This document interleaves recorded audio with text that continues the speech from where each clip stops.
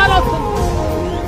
ఇలా నేను వానదేవుని దండం పెట్టుకున్న కాలు దేవుడా, ఇక వాన చాలు అయినా మా ప్రజలంతా అల్లకొల్లలు వైద్యులు